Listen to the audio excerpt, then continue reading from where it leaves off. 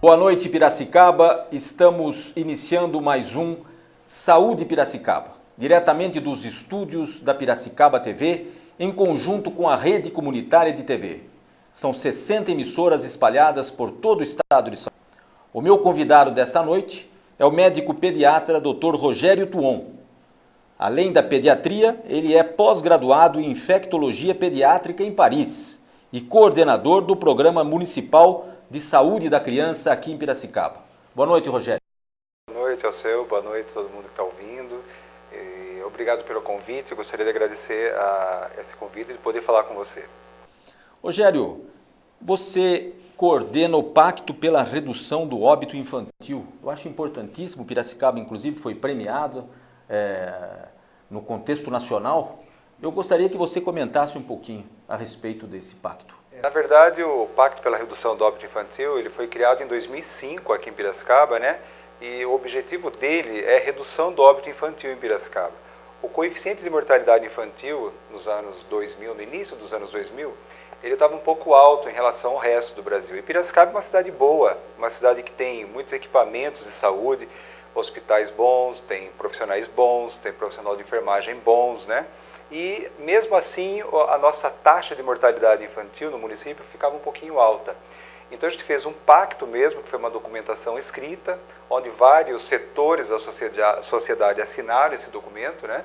Partindo da Secretaria Municipal de Saúde, mas envolvendo a Secretaria de Educação, Secretaria do Desenvolvimento Social, algumas empresas, algumas ONGs, os hospitais, né? Setor judiciário também, inclusive, todo mundo se comprometendo a tentar reduzir essa taxa da mortalidade infantil. Rogério, a mortalidade infantil, qual é a taxa alta e qual é a taxa baixa? Isso, na verdade é assim, taxa baixa a gente considera quando tem abaixo de pelo menos 10, né? A gente chama de um dígito, né? Países desenvolvidos como Japão, Estados Unidos, a gente tem em torno de 4, mais ou menos, significam 4 óbitos em menores de 1 ano para cada 1.000 nascidos vivos. Isso é uma taxa, né? Então você vê a quantidade que nasceu viva, quantos deles foram a óbito nessa taxa, desses que nasceram vivos, né? E a gente pode comparar um país, Brasil, com o Japão, por exemplo. A gente pode comparar Piracicaba com outra cidade do estado de São Paulo. Como é que está Piracicaba hoje? Então, Piracicaba reduziu muito o óbito infantil nos últimos anos, desde que a gente começou com esse trabalho, né? Esse projeto, que a gente chama, na verdade já é um programa municipal, e desde 2005. A gente começou com uma taxa de 15 para cada 1.000 nascidos vivos. E hoje a gente já chegou a 9,6, sendo que agora a gente está novamente em 10,5. É uma taxa considerada adequada, né? O estado de São Paulo é um pouquinho mais que isso. Então Piracicaba é privilegiada nesse coeficiente. E é importante dizer ao seu e você ouvinte que essa taxa de mortalidade infantil, que o coeficiente de mortalidade infantil, ele é visto, por exemplo, quando uma empresa vem para Piracicaba e decide implementar uma empresa aqui, por exemplo, uma empresa grande que venha para a cidade, ela vai lá e olha nos indicadores de saúde daquela cidade para ver o coeficiente de mortalidade infantil. Se o coeficiente for muito alto, significa que o gestor, que aquele lugar não é um bom lugar para se viver, né? Então Piracicaba é um bom lugar para se viver, por isso que a gente tem batalhado tanto assim para conseguir essa redução. Mas para a sua pergunta, a gente começou com 15 e hoje a gente está com 10. Em termos absolutos, para você entender, o que significa 15 de coeficiente de mortalidade infantil, né? No ano de 2005, significavam 77 crianças menores de 1 ano que haviam morrido nesse ano para cada 1.000 nascidos vivos. Só no primeiro ano que a gente começou a trabalhar, fazendo esse projeto, que é um projeto muito simples, a gente conseguiu reduzir para 57 óbitos só no primeiro ano de trabalho. Foram 20 crianças a menos que não foram a óbito por ações simples como essa, que na verdade o pacto são 3 grandes eixos, né, que tem a ver. A identificação da gestante e da criança considerada de risco para o óbito infantil, o acompanhamento diferenciado desse grupo, que a gente chama na equidade do SUS, que é você realmente fazer mais para quem precisa mais. Aquele grupo vulnerável, aquele grupo de risco, você realmente se ocupa um pouco mais dele. E fortalecimento de parcerias. Então são 3 grandes eixos e com isso a gente conseguiu reduzir. O Brasil, é um país enorme, territorial, e nós temos taxas muito variadas em relação ao norte e Rio Grande do Sul, por exemplo, né? podendo chegar a 25, por exemplo, em alguns estados do Nordeste e do Norte, e em torno de 9, por exemplo, em cidades do Rio Grande do Sul e São Paulo. Então, isso mostra realmente a diversidade nesse Brasil, o que a gente ainda tem que construir, né? E experiências exitosas, como essa, por exemplo, que foi premiada em 2008 aqui em Piracicaba, quando o município recebeu um prêmio chamado assim, o SUS que dá certo. Era uma experiência exitosa e foi considerado o primeiro lugar, a experiência mais exitosa no estado de São Paulo em 2008.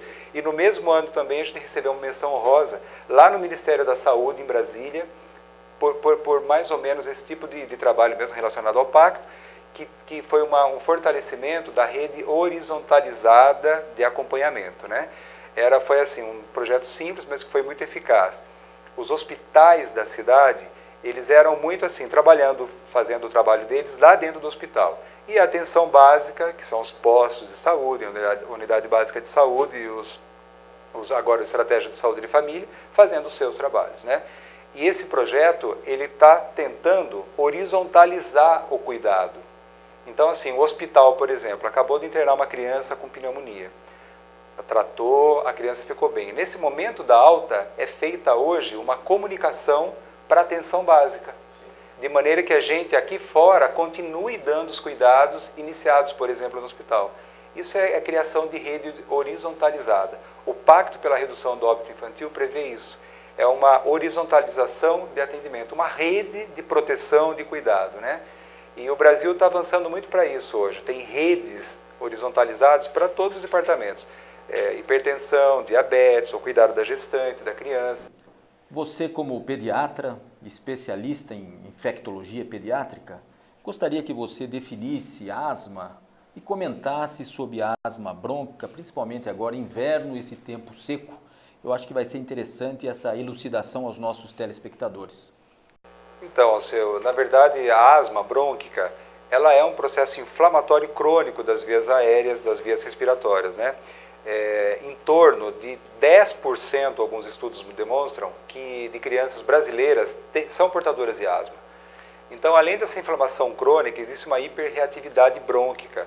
Então, assim, naturalmente, quando você entra num ar frio, num lugar muito seco, por exemplo, ou quando você tem contato com uma fumaça, qualquer tipo de cheiro muito forte, os seus brônquios naturalmente tentam fazer uma constrição, eles tentam se proteger daquele agressor que está vindo em você, né? E a pessoa, a criança, no caso, que é portadora de asma, ela faz isso de maneira muito exagerada. Até porque a espessura das vias aéreas já estão comprometidas por causa desse processo crônico de inflamação. E daí, então, quando a criança tem esse contato com esse ar muito seco, com esse frio, com fumaça de cigarro, por exemplo, o pulmãozinho da criança fecha de maneira que a criança tem aquela crise de falta de ar mesmo, de crise, e é muito angustiante. Então imagina só, 10% da população com esse diagnóstico. Claro que tem vários níveis, né? Hoje em dia a gente fala em asma controlada e não controlada, mas a gente pode falar também daquelas que são mais persistentes, que realmente praticamente nunca você consegue ficar bom, a criança sempre está chiando o peito, sempre com crise, e tem aquelas que são mais intermitentes, onde você tem uma crise a cada 2 meses, por exemplo, né? Então, assim, a asma é uma doença crônica, totalmente passível de tratamento, existe tratamento, hoje em dia cada vez mais moderno, né? E praticamente o tratamento é feito com aerossóis, né? Que são os sprays inalatórios, né? Que muitas vezes você que está assistindo pode ter um pouco de preocupação, medo, aquela coisa de que vai viciar, que o coraçãozinho vai ficar acelerado, que a criança vai ter algum problema, né? Na verdade, quando é feito por um profissional responsável, uma pessoa que sabe exatamente o diagnóstico, classificando bem essa doença, o grau, a intensidade da doença, escolhendo um tratamento adequado, pelo contrário, seu filho vai ficar cada vez melhor, as crises vão ficar cada vez mais esparsas, né, e menos graves. Então, na verdade, a asma é isso, é uma doença crônica, pode acontecer em qualquer momento do ano, mas ela está muito relacionada a vírus também, então ela é muito comum nessa época do ano, porque esfria, então o ar gelado ajuda a constrangir o pulmão da criança, associado aos vírus também e ao ressecamento do ar. O ar ressecado promove algumas trincaduras mesmo na integridade da mucosa, facilitando a entrada de vírus, de maneira que você pode ter mais quadros gripais, resfriados, né, desencadeando crise de bronquite, que a gente chama de asma. Saúde Piracicaba, hoje com o Dr. Rogério Tuon, médico pediatra, pós-graduado em infectologia pediátrica em Paris. Rogério, vamos falar um pouquinho sobre as vacinas, as novas vacinas. O que você me diz a respeito do HPV, a vacina para a pneumonia, para a meningite? Então, na verdade, assim, o Brasil é referência em vacinação, né? É um país que tem como a gente já falou, essa coisa territorial enorme, né? E tem um monte de problema de logística. Você imagina só conseguir fazer chegar uma vacina lá no Nordeste, no interior, no centro, em Goiás e tal, né? Então nós somos, assim, muito vistos como a cadeia de vacinação. Então, como condimentar, como colocar, a parte logística de fazer chegar a vacinação. Até lembro da época do Lions, do Rotary, para eliminação, por exemplo, da poliomielite, por exemplo, né? Então o Brasil é muito elogiado nessa parte de vacinação. E o Brasil tem um programa de vacinação, de imunização muito importante, né? Nos últimos anos, por exemplo, a gente tem aquele esquema básico de vacinação, é até difícil de você dizer exatamente qual é a rotina, o esquema vacinal atual, de tanto que muda. Claro, são feitos trabalhos para mostrar qual é a efetividade das vacinas, qual o grupo que vai se beneficiar, o que ele vai proteger, né? Mas, por exemplo, a gente pode falar que fora as vacinas habituais que a gente já tem, de difteria, tétano, tosse comprida, que a gente chama que é a coqueluche, né? A Sabin, por exemplo. A Sabin é uma novidade já. Antigamente era só feita de gotinha. Tem a história da gotinha, né? Tem essas campanhas que são feitas também, que é uma maneira de disseminar o vírus na sociedade para competir com o vírus selvagem, por exemplo. É assim que a gente faz. A vacinação, quando é por gota, ela vai para o tubo digestivo, do tubo digestivo a criança e todo mundo que recebe a vacina acaba eliminando isso na natureza, evitando que o vírus selvagem da poliomielite se prolifere aqui no país e promova essa doença nas crianças, né? Mas para ter uma maior segurança, a novidade, por exemplo, a primeira e a segunda dose da vacina da polio, que já são feitas mesmo com 2 e 4 meses de gotinha, o Brasil, por exemplo, optou por fazer injeção agora, porque ela é mais segura, evitando a possibilidade de trazer a poliomielite, né? Nos últimos tempos apareceram também agora, que fazem parte do calendário vacinal brasileiro, a vacina de rotavírus, que é um vírus típico do inverno, inclusive também, que tem uma alta contagiosidade, né? Que dá diarreia em criança, desnutrição, perda de líquido muito grande e morte mesmo. Então, o rotavírus é uma vacina que já foi incluída. Por exemplo, a pneumonia, o pneumocoque, é uma outra vacina também que apareceu recentemente, que ela já está dentro do esquema vacinal. Meningite do tipo C, por exemplo, né? E agora que eu poderia falar, você até citou a vacinação da HPV, que eu até gostaria que você que está ouvindo realmente ajudasse a informar, a falar. O HPV é um vírus muito relacionado ao câncer do colo do útero, né? Então, quando a menina, né, quando ela fica mocinha, começa a ter as primeiras relações sexuais, se forem desprotegidas, ela pode ter o contato com o HPV através do sexo. Pode ser também com alguma coisa de toalha úmida e tal, mas o mais comum realmente é relação sexual. E então, se essa criança contaminada não ser buscada em termos de ver se ela tem ou não HPV, ela poderá desenvolver o câncer do colo do útero, por exemplo, que é uma das principais causas de mortalidade da mulher, né? A principal é mama mesmo, né? Mas o câncer do colo do útero é a terceira causa de mortalidade no mundo. E o HPV, essa vacina, o Ministério da Saúde brasileiro optou por fazer. O ideal é fazer antes da atividade sexual, então a gente vai tentar deixar sempre por volta de 11 anos de idade, é a idade que a gente realmente espera que ainda não se tenha atividade sexual, né? Mas por enquanto a gente está fazendo de 11 a 13 anos, depois vai diminuindo um pouco até chegar com 11 anos de idade. Então, são tecnologias que o Brasil está investindo, e são milhões mesmo, né? Para tentar realmente evitar as comorbidades, as doenças crônicas na população, né? Então, hoje em dia, a vacinação, até voltando para o tópico inicial da nossa conversa, tem tudo a ver com a mortalidade infantil. A vacinação ajudou demais a redução do óbito infantil. Quando você faz uma vacina, por exemplo, de tuberculose, já no nascimento, aqui em Piracicaba é feita dentro da maternidade. A criança nasceu, antes da alta do hospital, ela já recebe, chama dupla dose de amor. É o nome que a gente deu no programa, onde ela recebe a BCG, na verdade, contra a tuberculose, e já recebe a primeira dose da hepatite B. Depois disso, essa primeira dotação de vacinação é encaminhada para o posto de saúde e de lá os profissionais da saúde continuam o esquema vacinal.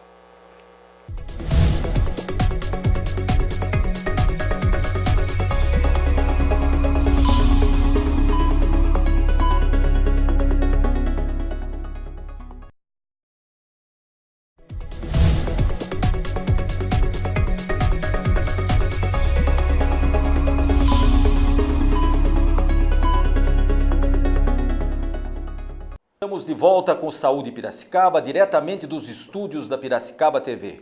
Hoje com o Dr. Rogério Tuon, médico pediatra, pós-graduado em infectologia pediátrica em Paris. E um gestor da saúde, uma pessoa que está diretamente ligada a assuntos importantes que eu gostaria, Rogério, que você revelasse aos nossos telespectadores a respeito do SUS. O pessoal critica muito o SUS, os trabalhadores do SUS. É um pessoal que realmente batalha, nós sabemos que ganha muito mal, uma série de dificuldades, mas dá o sangue. É isso que eu gostaria que você comentasse com os nossos telespectadores. É uma grande oportunidade de falar um pouco, né? O SUS é um sistema de saúde, né, que na verdade ele está ainda em formação, né? Ele está sendo ainda feito, ele está nascendo ainda, na verdade, né? Muitas coisas avançaram, outras nem tanto, né? Mas, de um modo geral, é um sistema de saúde que não tem praticamente no mundo, pela quantidade de pessoas assistidas, né? Então, é um projeto muito amplo, muito grande, né? Eu acredito, eu sou um defensor do SUS, eu acho que a gente tem que valorizar isso que a gente tem no Brasil, né? Poucos países do mundo têm esse tipo de dimensão.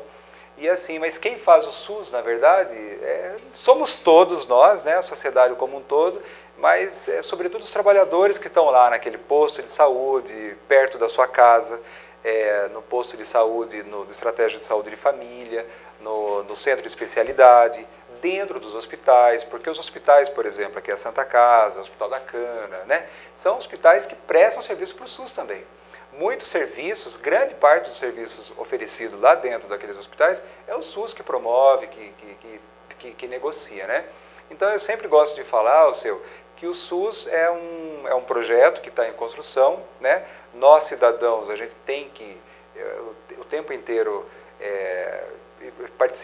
estar participando também dessa construção, né? E valorizando o que funciona, né? Então, assim, sempre tem muita queixa, e claro que tem muita coisa para resolver ainda, mas tem muitos bons trabalhadores, profissionais em todas as áreas, né?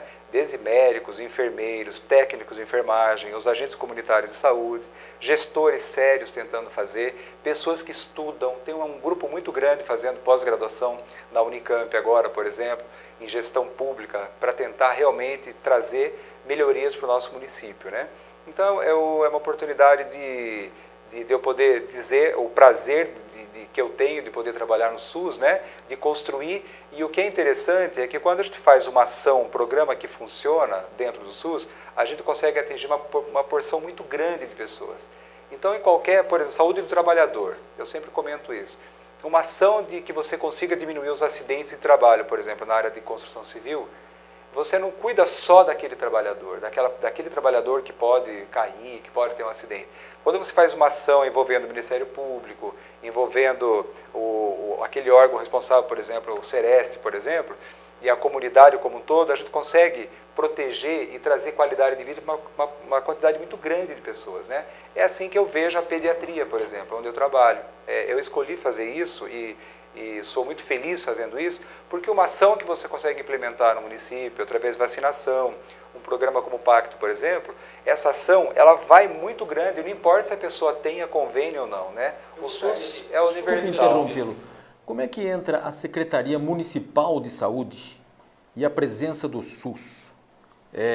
Não sei se você poderia me responder, assim como gestor, na questão econômica, financeira, né? A participação do município e a participação federativa. Então, na verdade, assim, né, a lei brasileira, né, ela está prevista exatamente o dinheiro para ser usado dentro do SUS, né? A gente entende que hoje realmente está faltando, a gente precisaria de mais investimento do governo federal, do Estado, que está tentando melhorar agora também um aporte para os municípios, né? Mas, de fato, essa pergunta cai para uma coisa que é assim, os municípios estão gastando muito mais do que estaria previsto, do que está previsto na legislação, né?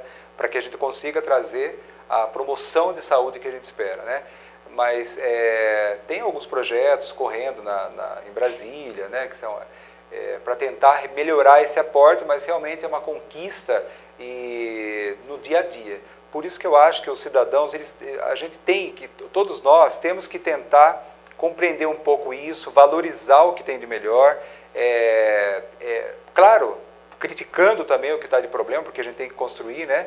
Mas de um modo geral, o SUS ele tem avançado e tem conseguido trazer uma melhor qualidade para o povo brasileiro. Rogério, nosso tempo está estourando, agradeço muitíssimo a sua presença e deixo as suas considerações finais. Então, eu gostaria de agradecer, né, o convite, né, de você ter me chamado para poder falar um pouco aqui. Eu acho que esse programa ficou um pouco diferente, como eu estava dizendo para você, ele fala de saúde, né? Fala de saúde dentro. Eu posso até dizer que foi um convite inusitado, porque eu estava ouvindo o programa do companheiro, do meu amigo Alexandre Neder, né, na Rádio Educador, e eu vi aquele médico falando muito bem articulado, fiz o contato de imediato. Bem agradecido, né? Agradeço até por estar falando isso também, mas assim, eu fico muito feliz de poder falar. A imprensa, de uma maneira geral, ela também ajuda a qualidade, promovendo saúde, trazendo informações atualizadas, estimulando você a pensar, a buscar coisas e, sobretudo, a cuidar do outro, né? Eu acho que a saúde não é só o profissional da saúde que faz, na verdade, a população ela é saudável quando toda ela se empodera mesmo desse cuidado, cuidar do outro mesmo no dia a dia, perguntar como é que você está indo, quando encontra uma grávida, como é que você está indo fazer o pré-natal direitinho e tal, tentar ajudar sempre buscando construir, né? Esse programa é uma maneira de construir saúde em Piracicaba. Obrigado, Rogério. Esta noite eu contei com a presença do Dr. Rogério Tuon, médico pediatra, também pós-graduado em doenças infecciosas em pediatria, lá na França, em Paris. Foi realmente uma entrevista espetacular e espero contar novamente com a presença do Dr. Rogério em outras oportunidades. Até a próxima semana com mais um Saúde Piracicaba. Edição e direção geral de Sidney Schmidt. Até mais, pessoal.